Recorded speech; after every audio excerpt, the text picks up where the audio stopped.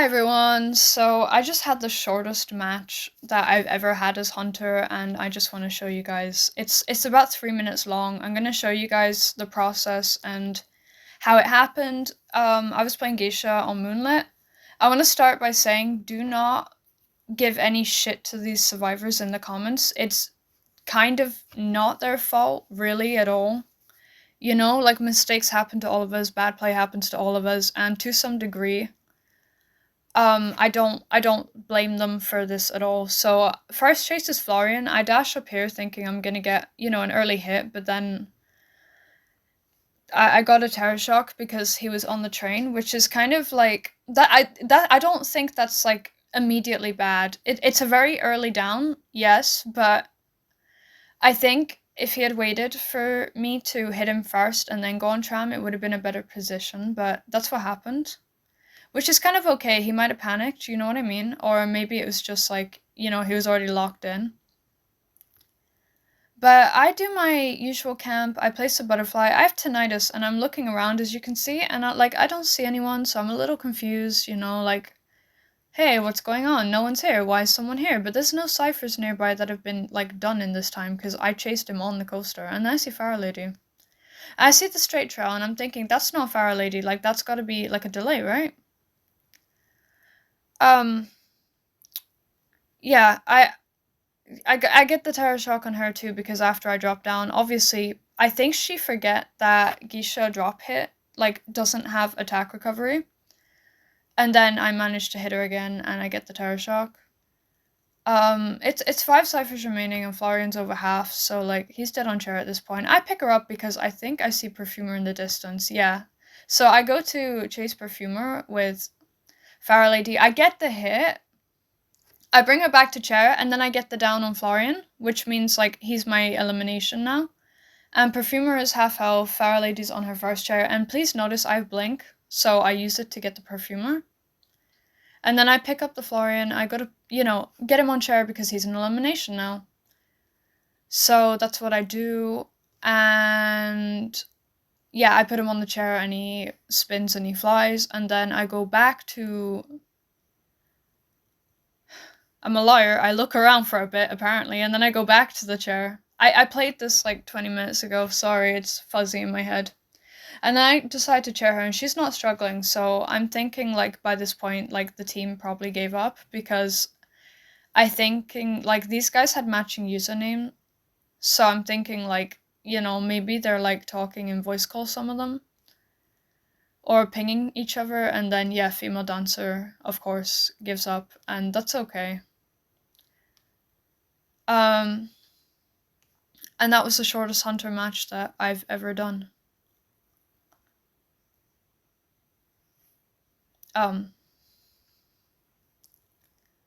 and I put her on chair, and yeah, that's the end of the game. As I said, please don't give shit to these survivors in the comments. I think it's important to show matches like this because, like, everything that could have went right for me did, and I think that that's a point worth celebrating. Okay, and then on the next point, I'm gonna show you guys another match I did, which still worked out, but I had a very bad start, and you guys are gonna see that. As it loads in, sorry. So we're on Chinatown, and this is like corner. I should have mentioned if I didn't already, these are all quick match. You can see the team is not really ideal, like Cowboy, Weeping Clown. They can be really annoying as Geisha in my experience, and definitely were not enjoyable for me when I was C-Badge, but I break the connection and then I spot Prisoner's head, so you would think, right, that I'm gonna commit to him as my first chase, right? And I kind of do, and you can see this, so he tries to kite me, like, over here, and I can see him, I check it's him, yeah. He stuns me, but then he runs to me, so I get that hit, and then I see Weeping Clown is there, and I'm like, oh my god, are they gonna harass like this? And he kind of looks at me, so I get that hit because he runs into it. And I late excitement, which is kind of frustrating. I shouldn't have done that. And then I don't get that terror shock. So I've somehow, right, really early game, and I lose the prisoner. Somehow, really early game, I have lost my first chase target. I have wasted my trait, and there are 2 people injured, but I still have not got a single chair yet, and now I'm chasing a whole new person. These are not good decisions on my end, and why am I chasing the cowboy? I don't know, because he's like the worst chase in my personal opinion on this entire team. There are 2 decoders, and I'm chasing the harasser who can do the worst against my character, and then I dash to the wrong butterfly. And then I change target again because I've had enough. I see them healing. And my dash is on cooldown, but I get another hit on the prisoner. No, I don't. Oh my god, I missed that. Yeah, so they use the rocket and they get away from me. And they kind of divert, and I decide I'm gonna dash to prisoner, so I go there, but I hit the weeping clown instead, and prisoner comes back, so I know he has a stun. I know that if I pick up, he's gonna stun rescue. I don't get that hit, but I walk through and I get that hit, and he drops the pallet, but it doesn't terror shock. And I can see, of course, Cowboy's here, so I know this is gonna be an interesting situation. He thankfully misses his lasso. But I decide, instead of camping the chair, I'm gonna swap targets again and go after prisoner. I don't know why I'm switching targets so much in this game. It's 4 ciphers remaining. Cowboy got healed up, probably by the lawyer, I presume. And I'm now chasing prisoner. And I just want to point out to everyone who doesn't know, I could have used Soul Departure right there after dropping down to cut him off on the stairs, but I let him get that, and I let him get the pallet here. I thankfully got that dash, but something, just as a note to myself, that something that could have cut the chase shorter was if I used Soul Departure and cut him off at the stairs. I have tinnitus, I know they're near, and then I see the footprints and Weeping Clowns here, so I get that hit, and that's kind of okay, but he gets the rescue, and he gets the stun too. Again, I had excitement, I don't use it, and I don't know why, but again, I don't use Soul Departure here when I could have. And I get a hit on the cowboy, but I've wasted a butterfly I could have dashed to the prisoner's one while he was still in view. And this guy is looping me. He's going for the stairs yet again, and do I finally use Soul Departure here? I do, so you guys can actually see it works. And late excitement again. And then I break this pallet here, and that's kind of okay, that works out. And then I pick him up, and I'm like, okay, I'm gonna pick him up. And you can see Cowboy tried to lasso there. The whole reason behind me going upstairs was to avoid Cowboy specifically. I didn't want him to run the other side of the stairs, because then I can't do anything. But if I drop down, in my mind, it's harder for him to save. I spotted out the Weeping Clown, and then, of course, you know, he doesn't get that rescue, but Cowboy does again. And I get that down too. And prisoner by this stage, I think is dead on chair. I don't remember. I did this match like 5 minutes ago. I don't know why I don't remember. I pick up Weeping Clown. Of course, I put him on chair. I think this is his last chair. Yeah. And I use Soul Departure here again, but it doesn't do anything because Lawyer's here now. So I want to... I'm doing this. I don't know why I'm doing this, because he's a lawyer. He can't even get terror shocked. I should have just hit immediately.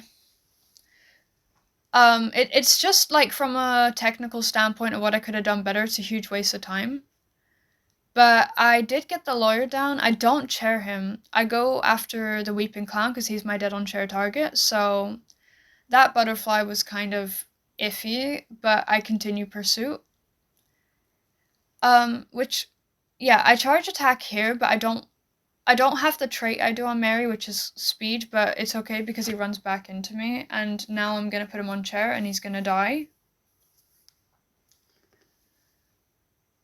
And then I use Soul Departure to try and get upstairs faster, because I know Lawyer was just there, but my butterfly, I accidentally cancel it because I hit it again instead of hitting one.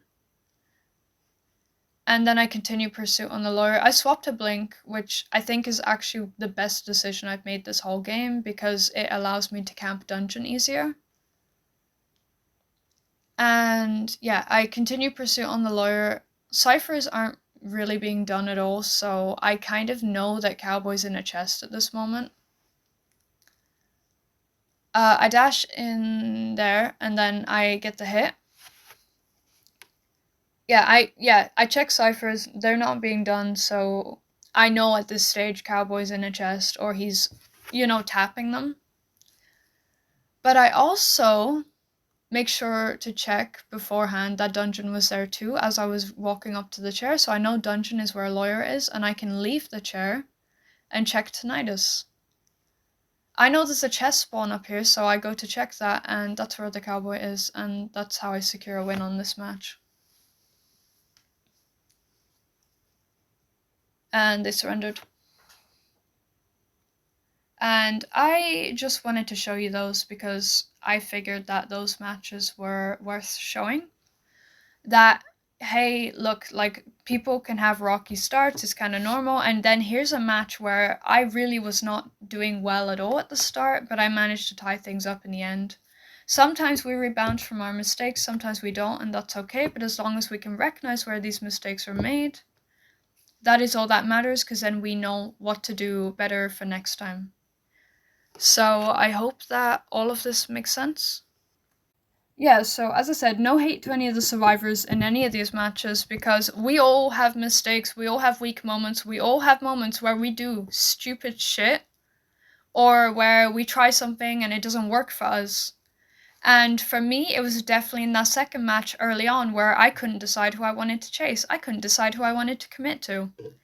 I'm lucky in the sense that I managed to make it work for me, and sometimes that's like all you can do is try to save that. But sometimes you can't save that, and that's okay because, loss is a really important part of progressing, and as long as you come into it with the right attitude and mindset, if you ever look at yourselves and go, wow, I can't do this, I'm so worthless, like playing IDV in general is going to start to feel demeaning and daunting on its own because you demean yourself every time you play or every time things go bad. You start to dread the thought of failure, and then if you're anything like me, when I was in that mindset, I was too scared to even try anymore, so I stopped trying with characters I wasn't doing well with and such like that. And that's why I lost my Geisha C badge, but coming back to her and trying to learn her again, I'm ready to brave losses as they come. I think that it's crucial for me to experience them, and I'm gonna be delighted to meet people who give me that experience, who I can then learn from as well, and I can learn from, of course, myself, my actions, my mistakes. And I think as long as you carry that mindset with you, it's always gonna be okay no matter what, But I hope that everything in this video makes sense. I'm sorry I didn't do a live voice recording, but I honestly, I was only recording with the purpose of creating a loss reflection, so this is kind of really awkward that these aren't losses, but I hope that you can understand that even when you win, there is still valuable knowledge to be pulled. And I wish everyone the best. Goodbye!